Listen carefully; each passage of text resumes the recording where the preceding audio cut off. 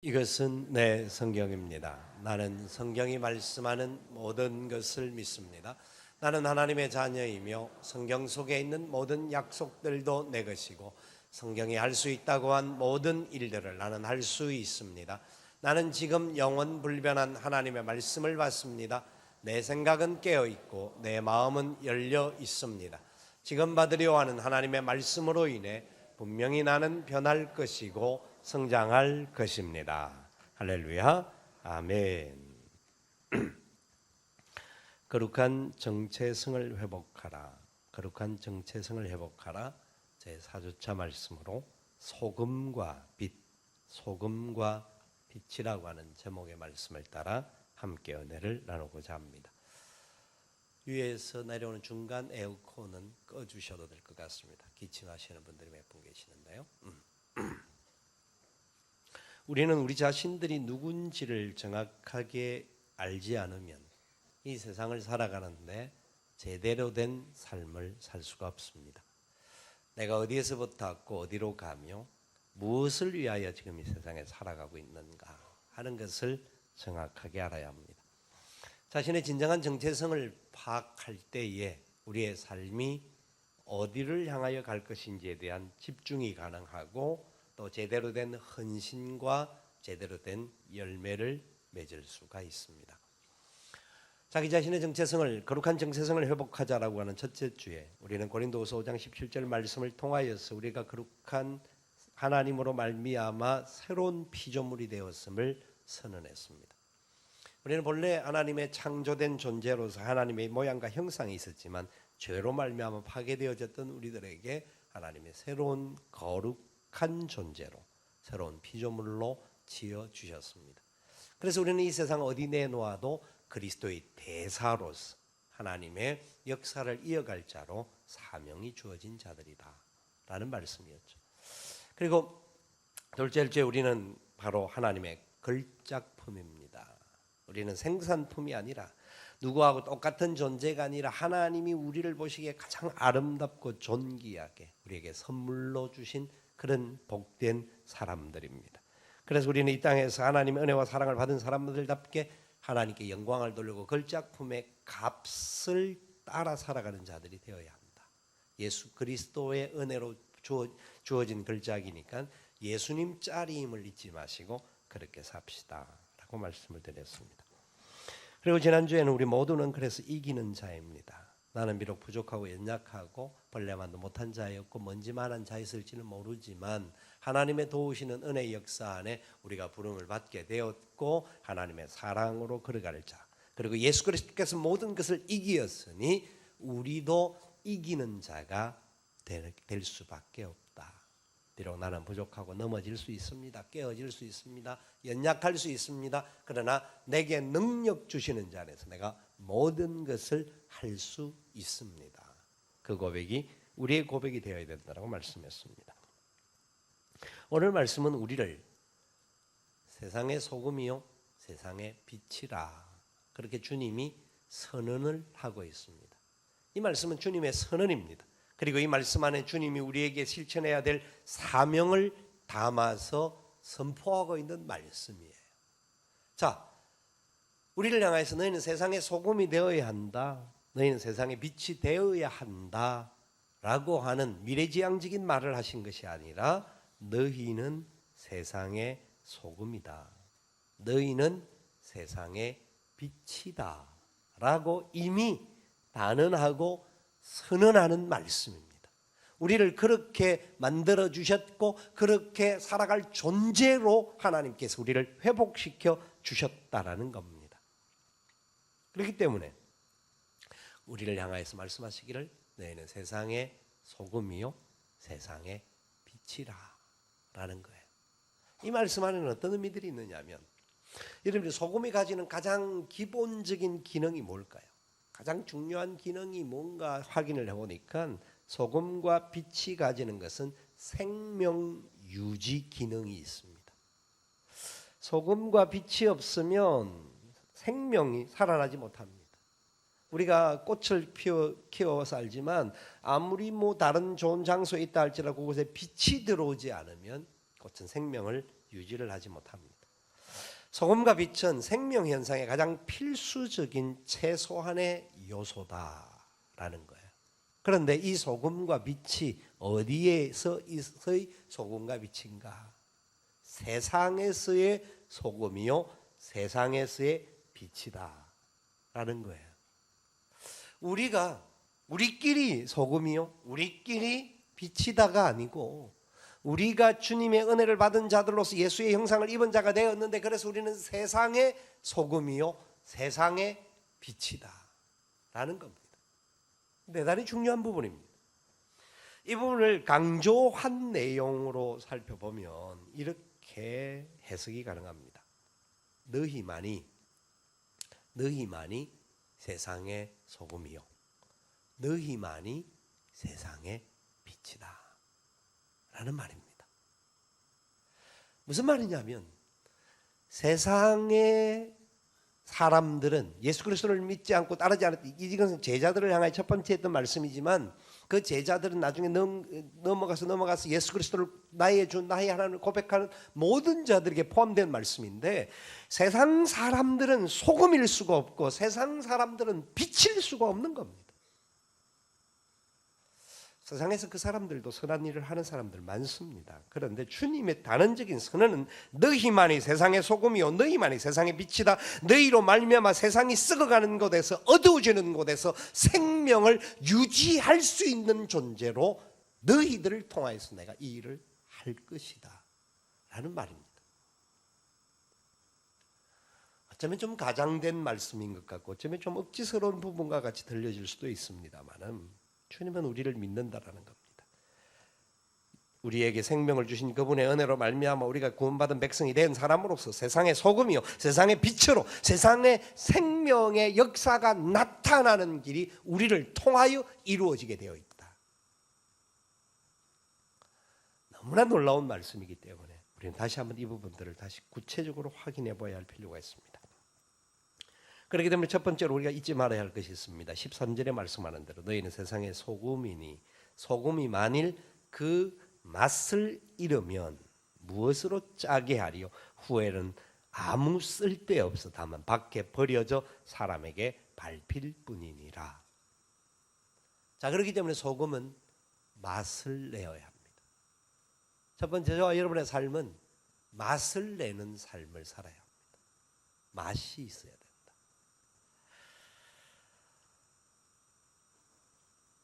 맛이라고 하는 것은 여러 부분에 있어서 우리에게는 많은 적용이 가능한 겁니다. 실제로 음식점이 맛있는 집이 있다 하면 소문에 소문, 요새는 인터넷 검색을 하면 다 나오기 때문에 맛있는 집에 가면 반드시 손님이 끓습니다. 손님이 많고 음식도 역시 맛있습니다. 어떤 경우에는 소문만 못하네 하는 집은요, 금세 그 맛집이 아니라는 것이 내려집니다. 사람들은 쉽게 그것을 판단합니다. 그래서 우리가 맛있다라고 하면 그곳에 가서 많은 사람들과 함께 가려고 하는 그런 현상들이 있습니다. 쭈꾸미가 맛있다고 소문이 난 집이 한 집이 있습니다. 그렇게 비싸지도 않습니다.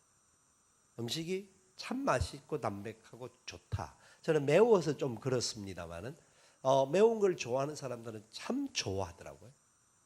그래서 그 집은 가보면요, 사람이 항상 많습니다. 항상 많아요. 외국에서 온 손님을 모시고 가도 오, 맛있다 하고 이야기를 합니다. 맛이라고 하는 것은 입에서 입으로 통하게 되고 사람들에게 느낌이 가게 되고, 그 맛이 가지고 있는 의미는 굉장히 많은 부분을 담고 있는데, 하나님께서 우리에게 이 말씀을 주시면서 너희는 세상에 소금이다. 그런데 맛을 잃으면 무엇으로 짜게 하며 버려지게 되고 밟히게 된다라는 말을 합니다. 자, 이 말씀이 누가복음 14장에도 이 말씀이 나오는데, 14장 34절 35절의 말씀에 보면 이렇게 말씀이 나옵니다. 소금이 좋은 것이나 소금도 만일 그 맛을 잃으면 무엇으로 짜게 하리요? 같은 말이죠. 35절 같이 읽습니다. 땅에도 걸음에도 쓸데없어 내버리느니라. 들을 귀가 있는 자는 들을지어다 하느니라. 맛을 잃은 소금은요, 어디에도 쓸모가 없냐 하면 거름도 못 된다라는 겁니다.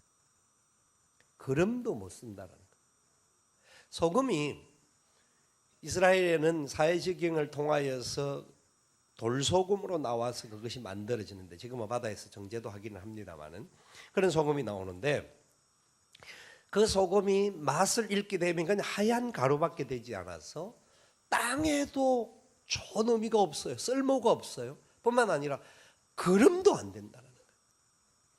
여러분, 거름은 우리 몸에서 나오는 가장 지저분한 것도 거름으로는 쓰여집니다. 그런데 맛을 잃은 소금은 거름도 못 쓴다라는 거예요.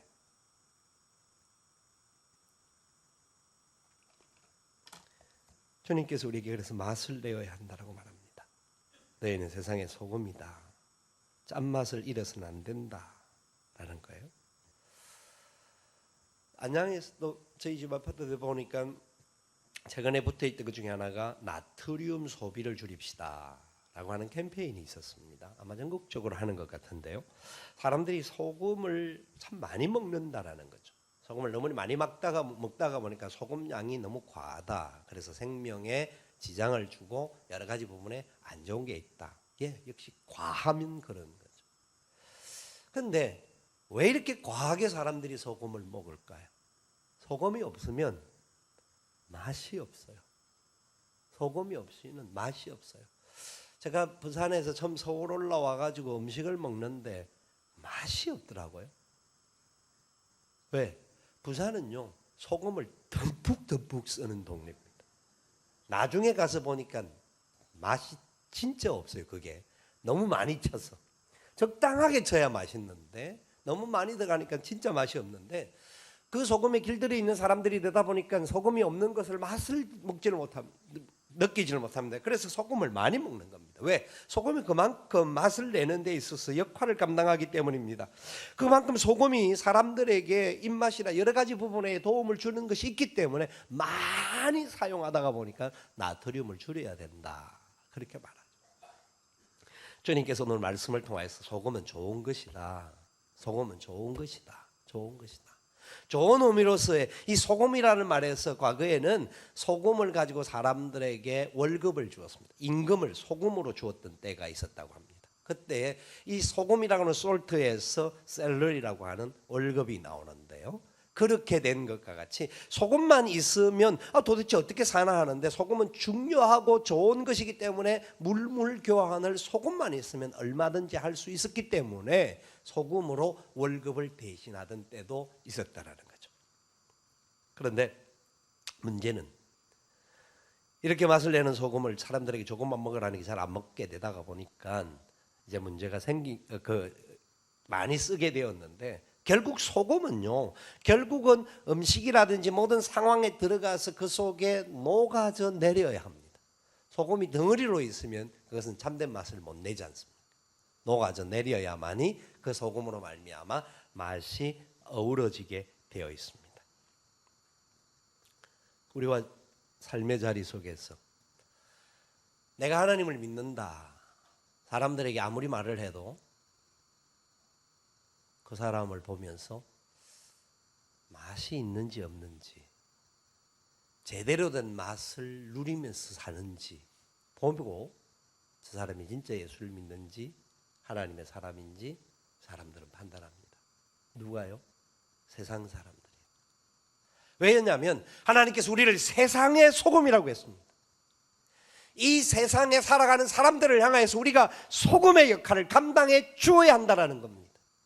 우리의 모습을 바라보며 세상 사람들이, 저 사람들은 살아있는 맛을 가진 사람이다, 저 사람들이 맛을 본 예수 그리스도의 은혜가 무엇인지 우리도 느끼기를 원한다, 그 맛을 보기를 원한다는 겁니다. 우리는 사람들을 향하여서 자기들은 착한 일을 하면서 우리 보고 자꾸 착한 일만 하라고 그러냐고 불평하고 원망할 수 있지만, 착한 일을 할 수 있는 사람만이 한다라는 겁니다. 주님의 은혜 안에 있는 사람들만이, 주님으로부터 받은 은혜와 복이 있는 사람들이 이 역사를 실천할 수 있는 자가 되어지는 겁니다. 소금은 맛을 위하여서 사용이 되어지는데 특별히 강력한 기능 중에 하나가 부패를 방지하는 겁니다. 부산은 생선이 많았었는데요. 생선을 가져오면 어머니가 소금을 많이 치더라고요. 뭘 그런 게 짜죠. 사실 짤 수밖에 없어요. 근데 부산은 따뜻한 동네가 되었기 때문에 그렇게 생선에다가 소금을 쳐놓지 않으면 금방 부패되어집니다. 그래서 소금을 많이 치는 거죠. 냉장고나 보관할 수 있는 그런 기구들이 많이 없었을 때에 그럴 수밖에 없었습니다. 소금에 강력한 기능이 있다고 한다면 그것은 부패를 방지하는 겁니다. 부패를 방지한다는 말은 다른 말 결국 생명을 유지시키는, 신선도를 유지시키는 데 사용하는 것이 소금이라는 것이죠. 다른 말로 설명하기보다는 우리 한국 교회사에 나와 있던 이야기를 제가 부분적으로 이야기했던 내용들이었습니다만 한번 좀 책에 있는 것을 그대로 한번 읽어드리겠습니다.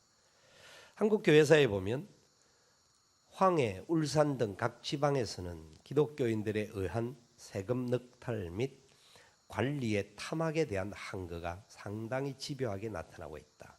울산구 내연면에서는 항거하는 기독교인들을 통학교도라고 하고는 잡아 가둔 일도 있었다.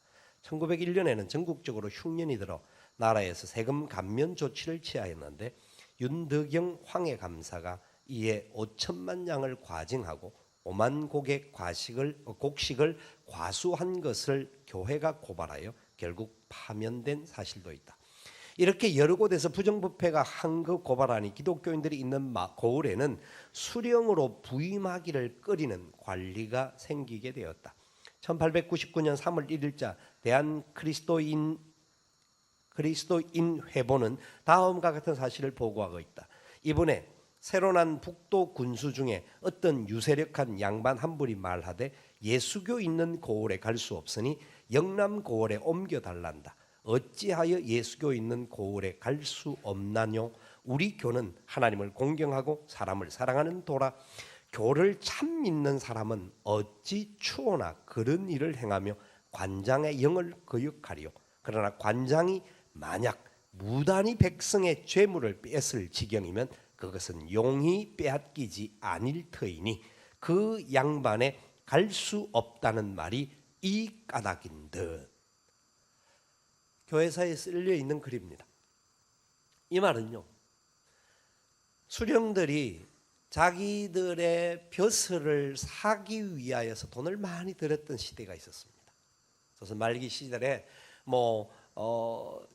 시험을 잘 쳐서 합격을 한 사람이 아니라 돈으로서 이렇게 자리가 오가는 그런 시대였기 때문에 돈을 들어서 수령의 자리를 사게 돼서 사독으로 이제 부임을 하게 되는데 돈을 그만큼 들였으면 그 자리에 가서 그만큼 더 많은 이득을 얻어야 되지 않습니까? 사람들에게 돈을 끌어내야 되는데 예수교 믿는 사람이 있는 도시는 갈 수 없다라는 겁니다. 왜냐하면 저 사람들은 자기들도 부정부패를 안 할 뿐만 아니라 부정부패하는 사람들을 그냥 두지를 않는다라는 것이었습니다. 이 당시 조선의 인구가 무슨 말기 대안으로 이제 연호가 바뀌고 난 후에 말기의 인구가 약 1000만에서 1200만 사이라고 합니다. 1200만이라고 하는 분이 있고 1000만이라고 하는 분이 있는데 그때 예수 믿는 사람의 숫자가 몇 명이냐면 10,000명이었습니다. 그러니까 0.1%가 되지 않았다라는 거죠. 0.1% 되지 않은 그 사람들은 그렇게 큰 관리도 없었습니다. 높은 벼슬을 하고 세상에서 출세하고 성공한 사람이 그렇게 많지 않았습니다. 여러 부분에 있어서 농민들이요, 소학을 하는 사람들이요, 아녀자들 이런 부녀자들이 많았던 때도 그 당시도 그랬습니다. 교회사에 뭐라고 써 있느냐면요, 1200명 중에 한 명꼴 되는 그 예수 믿는 사람들이 세력 있는 관리에게까지 야소교인은 자기 자신도 부정부리한 일을 행하지 않을 뿐 아니라 생사 여탈권을 가진 수령에게까지도 부정을 하지 못하도록 하는 자들이라는 소문이 났다라는 겁니다. 여러분, 이 말은 쉬운 말이 아닙니다. 자기 목숨들을 걸고 죄 짓는 일이 되어서는 안 된다. 백성에게 잘못을 하면 안 되게끔 예수 믿는 사람들이 소금의 역할을 감당했다는 겁니다. 지금 이 시대 앞에 우리 그리스도인들의 삶의 모습들을 돌아보면 진짜 아프고 힘들고 어려운, 그리고 문제가 있는 곳에 문제를 해결하기 위해서 우리가 살아가기보다는 내게 얼마나 이익이 되는가, 나는 손해를 보고라도 목숨을 걸고라도 진리를 지키기 위해서 달려가는 사람이 아니라 내게 얼마나 유익이 되는가 하는 가치로 전락해버리고 마른 세대 속에서 우리가 살고 있다고 봅니다. 법정에서 들려오는 이야기들 중에 법조인들을 가끔씩 만남이 하는 이야기가 있습니다. 법정에 공소가 걸려있는 모든 사건의 3분의 1 이상이 예수 믿는 사람들이랍니다. 그것도 자기들끼리 교회 문제로도 있고 뭐 여러 가지 복잡한 문제로 걸려있는 문제가 참 많다고 합니다. 세상의 소금은커녕 오히려 세상을 어지럽히는 요소가 예수 믿는 사람들에게 많이 있다는 거죠. 질문이 가능한 것이라고 봅니다. 진짜 예수를 믿는지에 대한 질문은 가능할 겁니다. 예수 그리스도를 나의 주 나의 하나님으로 영접한 사람들이 맞는지 확인해 볼 필요는 있습니다.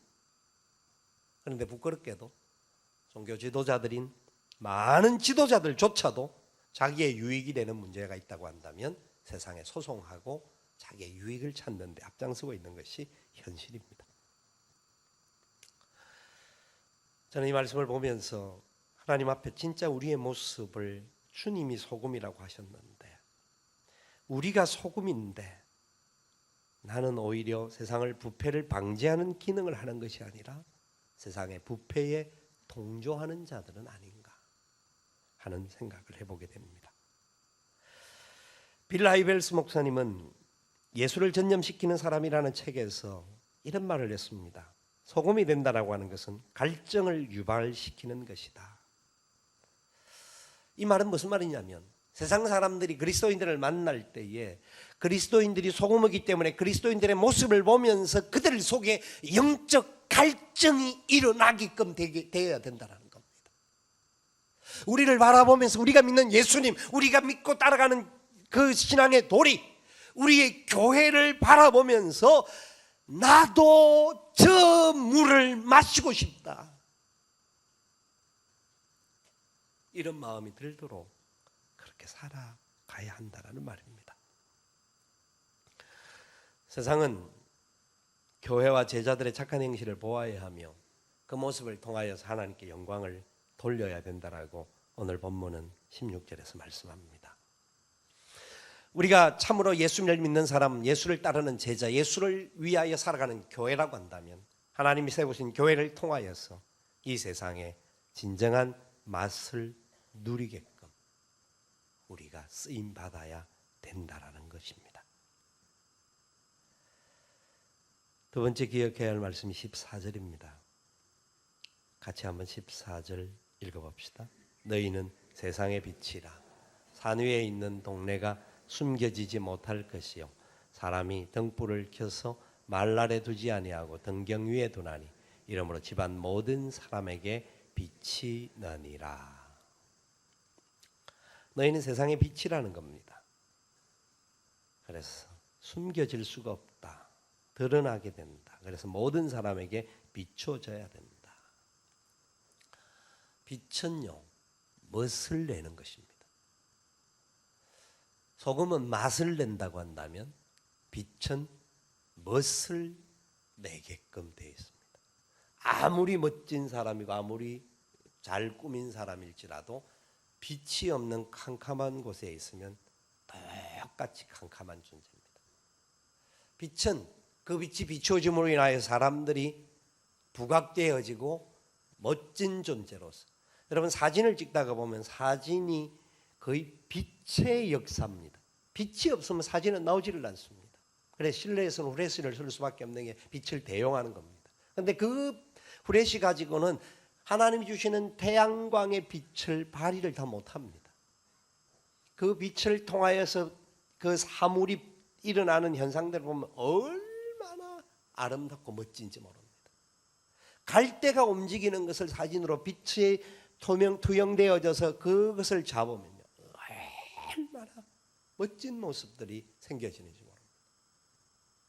빛의 역할 중에 중요한 것이 바로 멋을 내게 하고 그것을 사람들이 바라보면서 우리도 저렇게 갔으면 좋겠다라는 모델이 되게 하는 역할을 준다라는 겁니다. 그래서 주님께서 이 말씀을 하실 때 이사야 2장에 있는 말씀이 전제되어지면서 주시는 말씀입니다. 이제 위에 에어컨 조금 틀어줘도 되겠습니다. 조시는 분도 계시니까. 네. 처음엔 추워서 그랬지만 이제는 열기가 조금씩 올랐으니까. 자, 이사야 2장 1절부터 5절까지 말씀에 이런 말씀이 나옵니다. 같이 한번 우리가 볼까요? 아모스의 아들 이사야가 받은 바 유다와 예루살렘에 관한 말씀이라. 말일에 여호와의 전에 산이 모든 산 꼭대기에 굳게 설 것이요 모든 작은 산 위에 뛰어나리니 만방이 그리로 모여들 것이라. 많은 백성이 가며 이르기를 오라 우리가 여호와의 산에 오르며 야곱의 하나님의 전에 이르자. 그가 그의 길을 우리에게 가르치실 것이라. 우리가 그 길로 행하리라 하리니 이는 율법이 시온에서부터 나올 것이요 여호와의 말씀이 예루살렘에서부터 나올 것임이니라. 그가 열방 사이로 판단하시며 많은 백성을 연하시리니 우리가 그들의 칼을 쳐서 보습을 만들고 그들의 창을 쳐서 낫을 만들 것이며 이 나라와 저 나라가 다시는 칼을 들고 서로 치지 아니하며 다시는 전쟁을 연습하지 아니하리라. 야곱 족속아 오라 우리가 여호와의 빛에 행하자. 아멘. 이 말씀은요 종말에 예루살렘에 이루어질 예언의 말씀입니다. 종말에 하나님이 세우신 교회에 나타날 현상을 말하고 있다는 겁니다. 예루살렘에는 하나님의 성전이 있는 곳이었습니다. 그래서 산 위에 성전이 세워지는 겁니다. 그것은 바로 지금으로 말하면 이 세상에 하나님이 교회를 세우신 것을 말합니다. 오늘 주님께서 너희는 세상의 빛이라 산 위에 있는 동네가 숨겨지지 못할 것이다. 세상의 모든 사람들이 사는 곳이 세상 밖에 사는데 그 위에 산 위에 교회가 세워져 있고 하나님의 빛을 발하는 존재들이 세워져 있을 때 세상의 모든 것은 드러나게 되어 있다. 숨겨지지 못할 것이다. 무엇이요? 여호와의 전이 모든 산 꼭대기에 굳게 설 것인데 우리가 여호와의 산에 오르면 우리가 하나님의 말씀의 원리대로 살아가는 자들, 빛 가운데 사는 자들이 되어지면 그 빛으로 세상을 밝히게 되고 세상은 마지막 시대에 어떻게 살아야 할 것인가? 예수 믿는 사람들을 바라보며 그것을 자기들의 삶에 적용하며 살게 되어야 한다는 말씀입니다. 하나님께서 세우신 교회, 하나님께서 세우신 성도들이 종말론적인 산이라는 겁니다.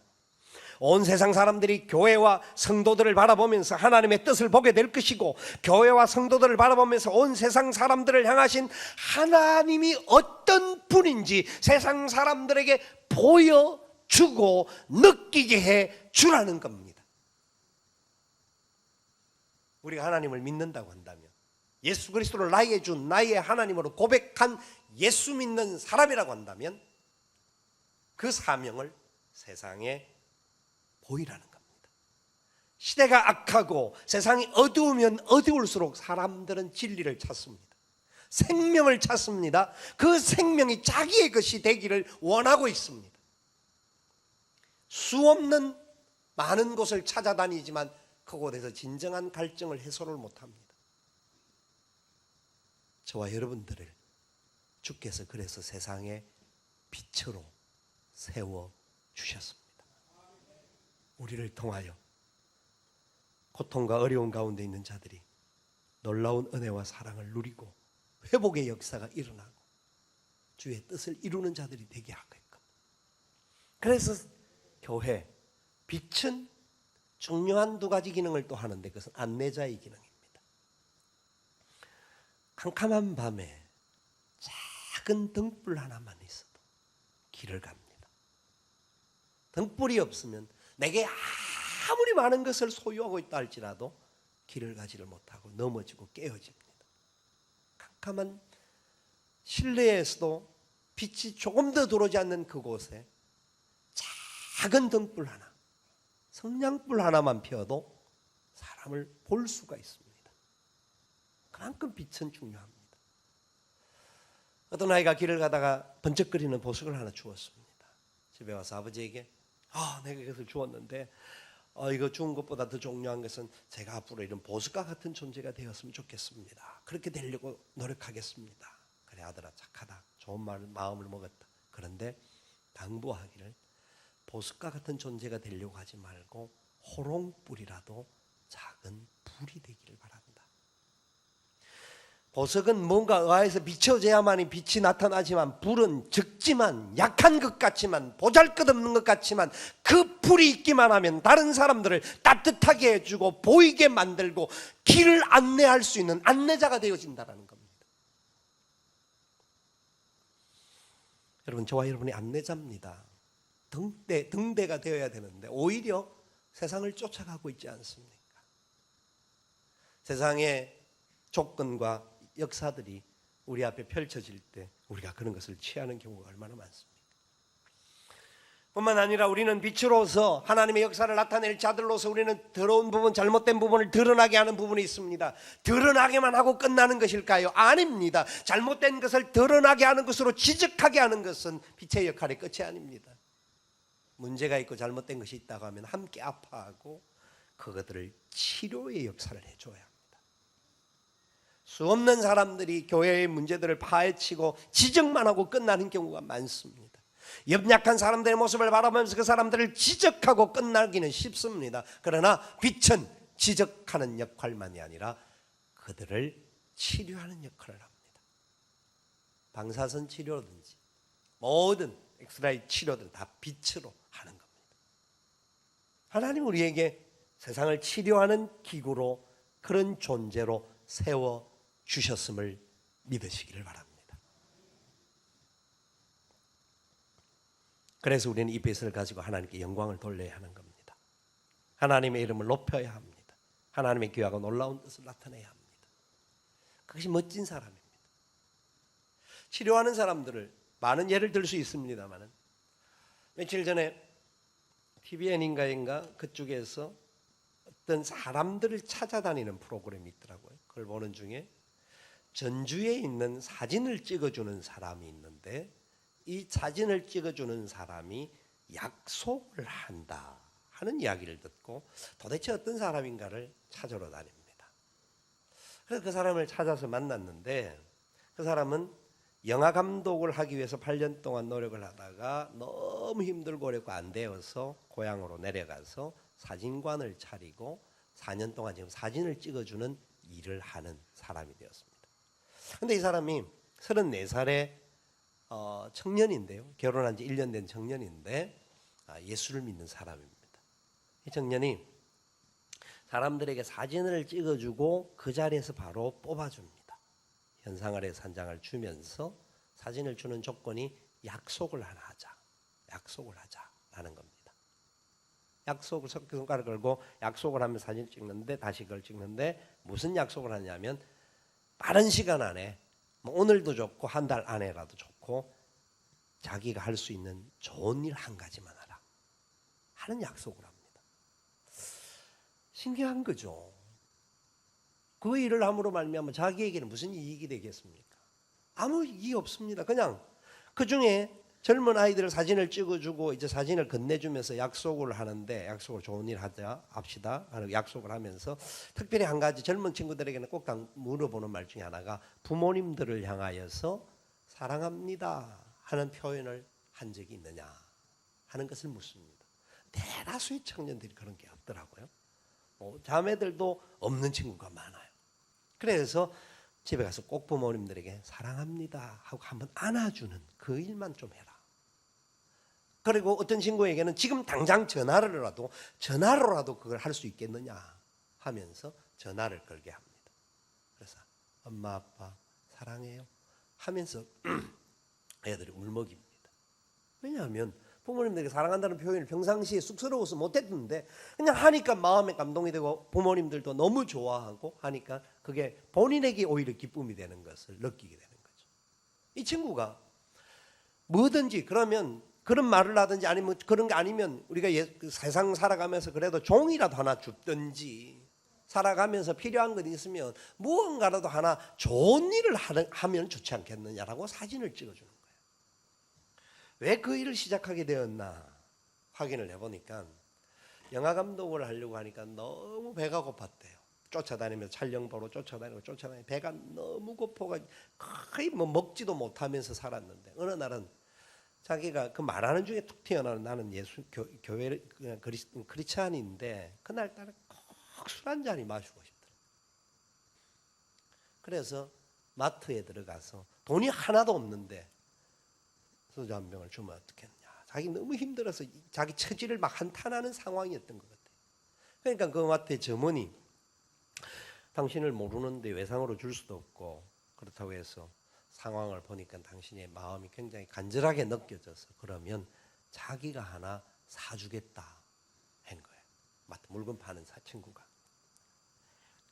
그 사람의 행동 하나에 감동을 받아서 이 친구가 나도 내가 있는 삶의 자리에 가서 다른 사람들에게 그 자리에서 착한 일을 하고 선한 일을 할 수 있는 것이 뭘까 찾았다라는 거죠. 자기가 잘할 수 있는 건 사진 찍는 것이었으니까 그걸 가지고 그렇게 하면 사람들에게 전하는 거예요. 그렇게 하라. 상당히 많은 사람들에게 파급이 되는 것 같더라고요. 그런데 더 중요한 거 하나를 발견했는데요. 그 친구는 이름 없는 학교의 교장이라고 그래요. 자기가 이름 없는 학교의 교장입니다 하는데 14명의 청년들이 모여서 또 한 14명 되는 가출한 아이들, 집안에 어려움이 있는 아이들, 그 다음에 자살하길 우울증에 걸려 있는 아이들, 이 아이들을 돌보아주는 거예요. 그래서 이 친구가 핸드폰 이 폰을 놓치지 않고 뭔 일이라도 하고 있는데 집에서 무슨 일을 하다가 이걸 꼭 보고 왜? 아이들이 순간순간 문자를 보내오면 그 문자에 답을 해주고 전화가 오면 전화를 받아야 되니까. 그러면서 어떤 아이들을 굉장히 어려움에 처해 있는 아이들을 돌보아주고 함께 해주면서 그 아이들이 이제 자립하게끔 알바 자리도 좀 만들어주고 이래저래 행동을 하는 것을 보면서 야 젊은 친구인데 참 멋있다 하는 생각이 들더라고요. 그래서 저도 그 생각을 보면서 우리 주일학교 교사들 특별히 중고등부 교사들만이라도 저런 평상시에 아이들과의 관계를 갖게 된다고 하면 우리 교회 아이들뿐만 아니라 주위에 힘들고 어려운 아이들에게 전화 한 통 해주고 그들에게 관심을 가지는 삶을 살아준다고 한다면 그래도 자살하려고 하는 아이들이 그 선생님들 때문에 자살은 하지 않고 힘들고 어렵지만 그래도 한번 살아보려고 발부둥 치는 그런 멋진 모습들이 일어나지 않겠는가 하는 생각이 들었습니다. 여러분, 우리는 참 부족한 존재들입니다. 그런데 하나님의 은혜로 구원받은 사람이기 때문에 그 은혜에 합당하게끔 맛을 내고 멋을 보여줄 수 있는 삶이 되었으면 좋겠습니다.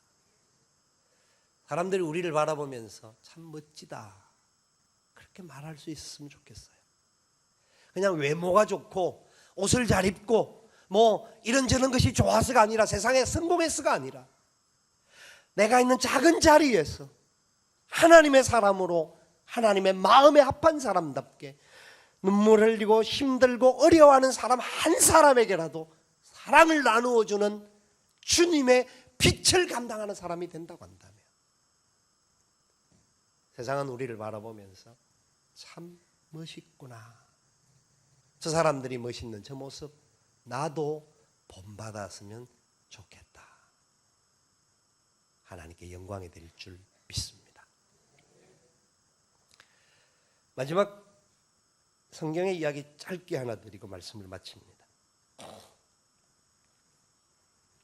우리는 요셉의 이야기를 잘 압니다. 창세기 39장 이하에 등장하는 요셉 이야기를 다 말씀을 드릴 필요가 없고, 보디발의 집에서 요셉이 지내는 동안 보디발 아내의 유혹을 자꾸 받습니다. 친구가 건장하고 외모도 준수하고 아마 그랬던 것 같습니다. 그런데 그걸 회피합니다. 도망다니고, 평상시에는 사람이 있을 때는 그럼 아닌 척하고 가버리고, 근데 어느 날 두 사람이 있을 때에 보디발의 아내가 또 유혹을 합니다. 꼬드기죠. 내가 가면 좋은 거 다 줄게 이러니까 그냥 요셉이 옷을 잡으니까 옷을 벗어놓고 도망을 갑니다. 자, 아는 이야기죠. 자, 그 밤에 보디발이 들어왔을 때 보디발의 아내가 요셉의 옷을 증거를 잡고 가서 자기 남편에게 이야기합니다. 저 노예 새끼가, 이게 영화에 나온 내용입니다. 이거를 영화로 만드는 건데, 노예가 나를 겁탈하려고 했다. 당신이 처리해라.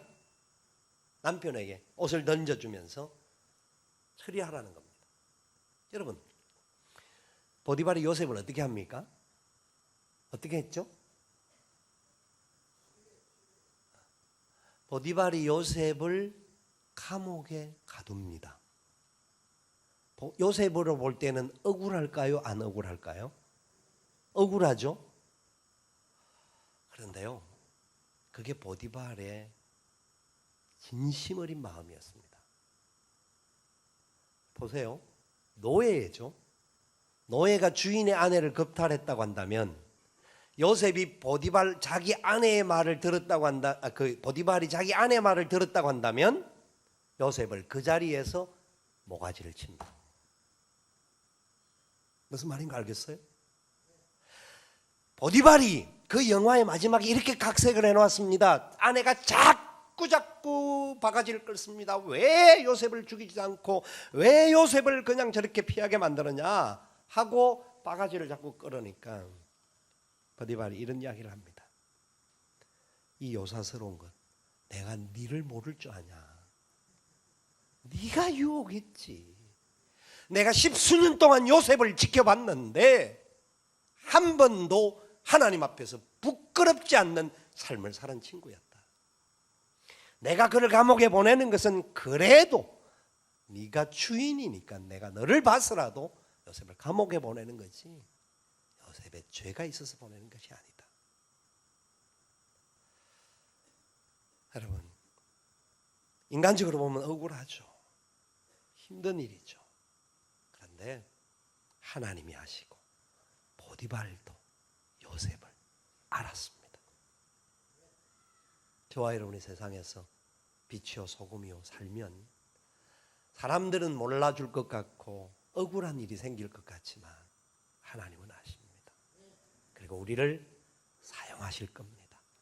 세상도 언젠가는 우리를 알아줄 겁니다. 아니, 알아주는 것이 중요하지 않고 저들이 우리를 바라보면서 하나님 앞에 돌아오는 역사가 일어나게 될 것입니다. 그래서 하나님께 영광을 돌릴 것입니다.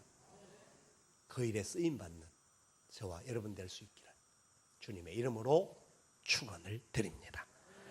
우리 함께 일어나셔서 찬양하며 기도의 자리로 나아가기를 원합니다.